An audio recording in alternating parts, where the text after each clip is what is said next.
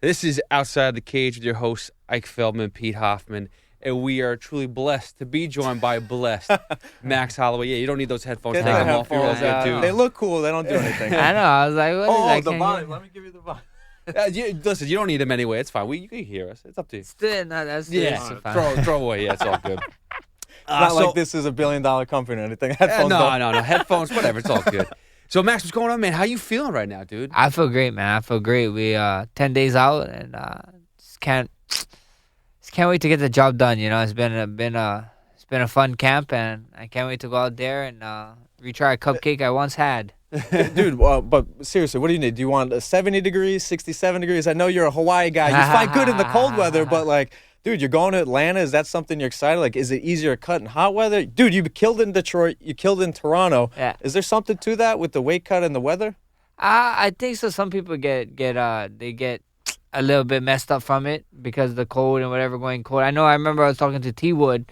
He said he don't like training in Milwaukee during the December months or January and stuff because he's saying it's like so cold that it's so cold that it hurts your bones. I was like, thank God I never ever got in that cold, but My wife thinks I'm crazy. I went out to Cali a couple of days ago. It's like I felt rejuvenated, man. Like I got Israeli and Native American in my blood. It's like when the sun hits me, it's like my bones I'm like a grandma when the winters come, man. My knees are cracking, but I feel you, man. You look great. Very excited for your fight next week. How are you feeling? Like, again, this is you have the chimp. You have the belt at an old belt.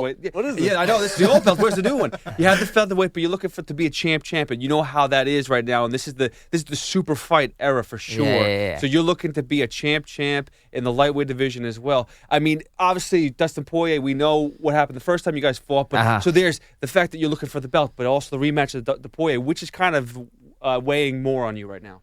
The belts is belts. Like I said, I got a bunch of them already. And they're all in the closet, My son don't even know how much belts I got.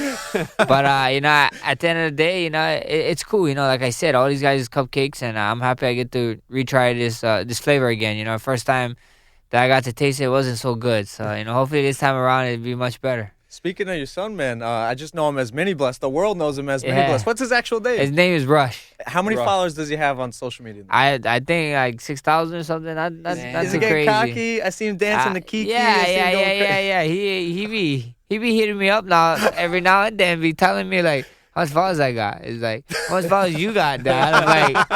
I'm like, bro, you're not in a competition with me right now. Don't talk to me. And he's like, why? Tell me. Does he have a PR team yet? Yeah, I'm his PR team. I'm gonna sabotage him to the death of me. I promise that. With this ESPN era, for sure. Now the exposure for UFC is just unbelievable. Oh, yeah. You guys are everywhere. Have you started to feel that a little bit yourself? For sure. The ESPN, I was feeling it before we even got into ESPN because before they did the deal and stuff for the Ortega fight, they was still doing stuff for that fight, and me and him was doing media. Me and my manager was doing media out for the Ortega fight. I remember it was like 6 weeks out, and we was at a bar. It was late, super late. We was hungry, and it was like 1 o'clock in the morning, I think. Right, it was 1, and then we was on the TV. I was like, oh, like this is crazy, Like you can just walk into bars, and we're like with mainstream sports now, like baseball and basketball and all that fun stuff. So it's cool, it's amazing, and I think it's just great for the sport. Dude, Dana, in that like State of the Union, as Megan O'Leary put it on that UFC on YouTube video, he was like, I think we're a top 4 sport, not only in the world, but in the United States, like kicking hockey out. I really believe it, man. Seeing that it's going to be on bars and it's on Big ESPN. Yeah. Hopefully we finally get past the era of like, oh, are those men humping on the floor wearing their shirts? Like, dude, I'm so happy we're finally past that. Yeah. Have you felt that from casual fans in the States? Obviously, they had BJ Penn in Hawaii, so they're way more educated. Yeah. But have you felt that on like casual fans on the streets? Like they know your fights, they know who you're winning, they know you're the champ? Yeah. It definitely got better now. I think so. It got way better now. I think so. Over the past couple of years, actually, it's getting better. But the ESPN, like you guys said, it's gonna help a lot. It's gonna help a lot. We did an interview today, and lady like actually asked me if I actually punching the other guy in the face. I was kind of like, oh, that's like a 10 years ago. Yeah. I was like, oh gosh. I was like, yeah, you should try. Who was that? I'm curious to know who that was. I forget her name. But I was on an interview. Dave shaking his head. No, I'm not telling you. But this. You've had an impressive run.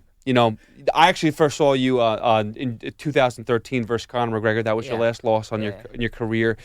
The run that you've made to get to featherweight, beating Cub, beating Aldo twice, beating Ortega. The names are unbelievable. The paths that you and Conor McGregor have taken, are completely different. His rise was quick, heavy, he won the belt, and now he's in a different world right now, literally.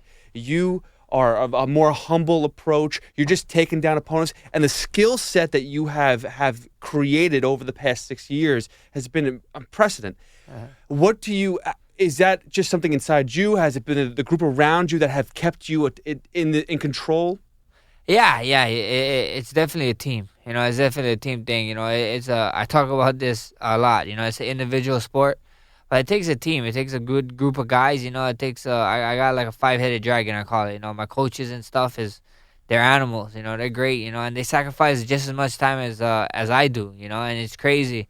It's crazy to think. And I got some of the greatest teammates. Like I was just saying in an interview before this was my teammates is great because like we all put our egos aside when we go out there. We all study film on other opponents, on their opponents, and we come inside and we mimic it. And like sometimes, for me, I can speak for myself. I get my butt beat in there, it's like mimicking people. I'm like, man, and then and when they're doing it for me, I thank you. I'm like, oh look, I know you can make this a more competitive sparring, but I know you're trying to act a certain way for me, so you're a real one, man. So it's great, it's for sure, like I know what you said, like. A lot of the times, people forget, about me, like what I do, what I represent. I'm not only representing myself, I'm representing my community, my team, and I'm representing what I think so my parents would want me to put out there, Is it difficult? Is it difficult to now that the limelight is on you, that the attention is on you, is it difficult to kind of stay humble and stay true to yourself and to the people around you? It's difficult for Rush. I think so. I think so. It affects Rush a little more than me. That guy. We need to bring him down to earth. But nah, not at all. Not at all. I'm still a human. I don't got yes mans around me. That was one of the things that my team we strive off of. I don't got yes mans. Like they're gonna tell me how it is. They're gonna tell me what I'm doing, and then they check me, and that's been my whole career. My whole thing was I never ever wanted a cheerleader in my corner. I wanted somebody who always like checked me or whatever. I've been the underdog my whole life, and that's how I like it. It's kind of weird when I see these coaches. Yeah, you're looking good, and like, man, I don't know if you're looking too good. Sometimes I do good, and when my coaches tell me I do good, I don't believe them. Like, no, you're lying to me. Even at Ortega fight, a bunch of my fights.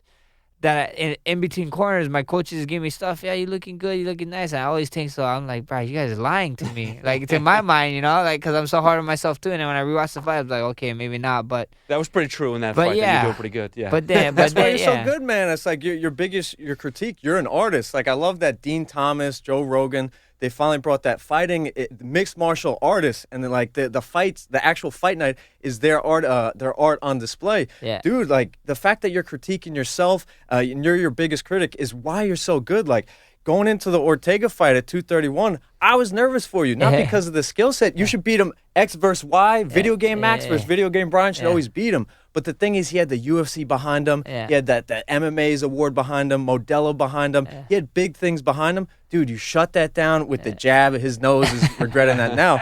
And you stayed the biggest critique of yourself. Is that part of your thing that you're always looking to get better? You're never settling? Yeah. Like, do you get bored if you sit at home? Like, you always got to do something? Like, take us through like a daily like training camp day. Yeah, for sure.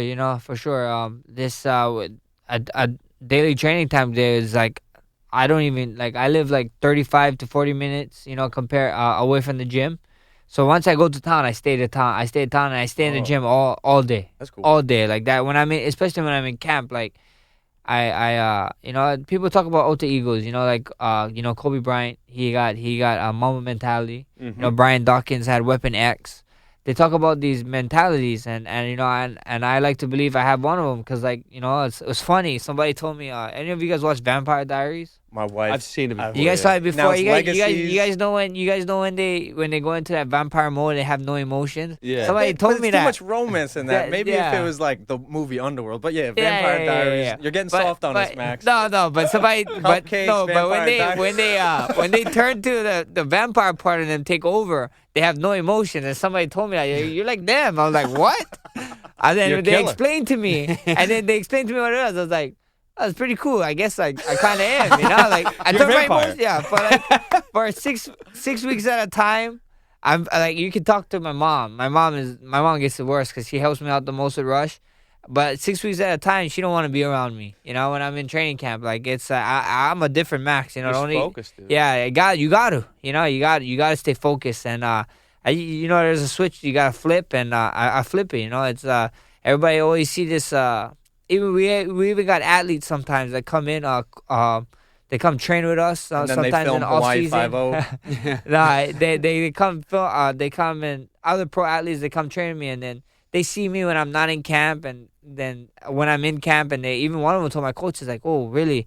Max gets it. Max understands it. Like they see different me's. Like when I'm not in camp, I come in the gym. I'm joking around with everybody. I'm playing around, doing my stuff, but I'm just like so talkative. But when I'm in camp, it's just like I'm trying to get in there and get out. I want to talk to nobody. I want to be nobody's friend. I just got to get on with life. And leading up to the fight, too, because we know we're still a few days away, 10 days away or whatever. Do you have that same mentality right now? Or when does it actually end? When do you become your normal self? It's after the fight. Right now, we got to do all this PR stuff. I got to talk. I know what I stand for. It's part of the job. People got to ask you if you like being punched in the face. Yeah. Or if you actually punch in the face, But yeah, it's but after the fight, man. After the fight, I got one job. The thing is that people don't understand. At times, before I was a champion, they would only see me for 15 minutes at most. Now they can see me 25 minutes at most, and they don't understand the hours and the grinding and the hours and hours and hours and the that we put in this. And a funny story, true story for this fight that I took. My one of my head coach, Rylan Lazarus, his daughter's birthday party was on August 13th. It wasn't a small party. It wasn't like a 20 to 50 party. It was like it's a 200 plus party, and they moved it because he had to be with me. So they moved the whole party for it. People don't understand this kind of stuff. Like sacrifice, dude. Yeah, the sacrifice is crazy. And talking about Ryan, he instilled in me a long time about time. It's a lot of time, and like if I give you $20, you could pay me back $20 whenever I could. But if I give you an hour of my time, you can never give me back an hour of my time. So that's something I live by.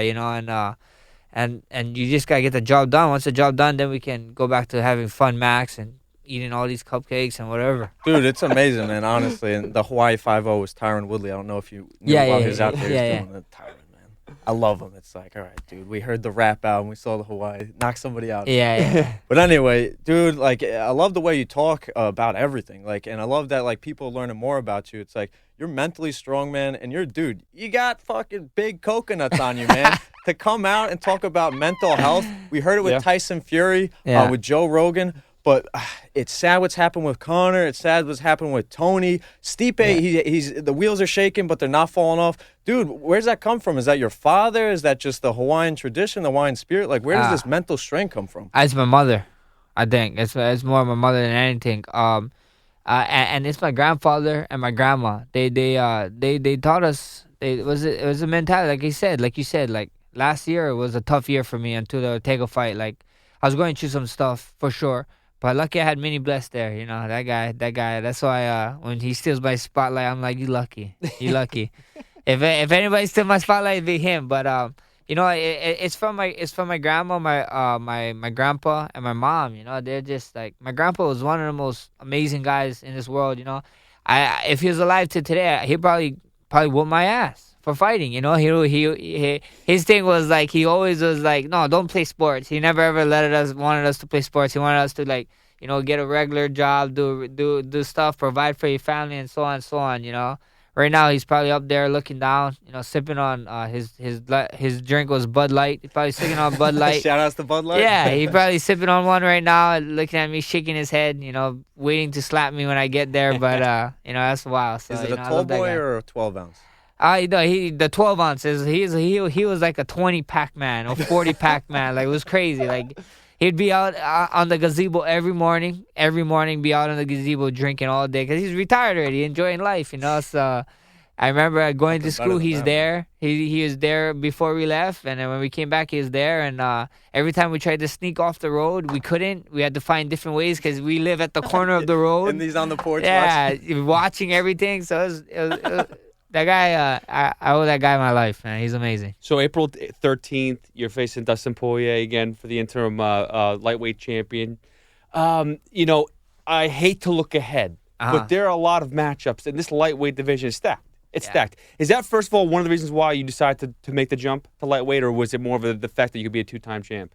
You know, like I said, you know, the belts, we don't even care about the belts. It's all about legacy, and it's my thing, I keep telling people, it's so easy with the UFC. I'm the most easiest UFC fighter. You know, I tell them, it's simple. I tell them, whoever's the hardest fight, whoever you guys think is the hardest fight, put them on a contract with my name on it, send it over, and we send it back. So after Poirier, who is the hardest fight for you? Whoever UFC think it is. You know, right now they keep, I hear the talks of Khabib, you know, but I'm still a 45 champion. We still got to figure out with that. But, you know, Khabib is right now. A lot of people think he's the number one pound for pound fighter in the world. You know, and you know, if you know my good friend, you know, Kung Fu Panda, Dathos, we call him.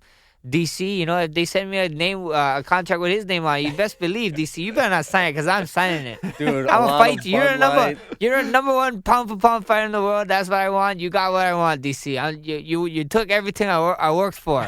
Dude, you took everything I worked for. Dude, that's the best thing. Like, you're a combination of every man. Great grappling, cardio, great boxing. Like, I don't know if you've been doing this early, but the Nate Diaz, like, yo, to Jose Aldo, followed up by the 1-2. But, dude, looking at Poirier, he is a savage. He is hungry. He feels it's his time. It's his belt. It's his opportunity. He thought that it was going to be you and Tony. Now it's you versus him. Dude, he's got a chip on his shoulder. He's doing this for charity. He's one of the best stand-ups. Doesn't seem to slow down. Are you ready for Dustin, and how's the fight going to go?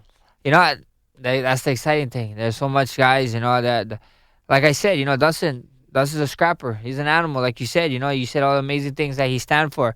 But at the end of the day, you know, everybody's keep plugging it as fighter of the year. This could be a fight of the year candidate, and I keep saying, everybody was saying that about my last fight, you know. But I want to go out there, you know, all respect to him, but I want to go out there and when people finish this fight, be just like the last fight, like what did I just watch? You know, is this kid from this earth, or what's going on right now? You know, that's what I want to do. You know, that's how you cement yourself for a pound for pound in the world. You don't go out there, have close fights and intriguing fights. You go out there and you just, you know, you dominate. You go out there, you dominate, you put and you leave no questions, you know. And that's what I want to do, you know.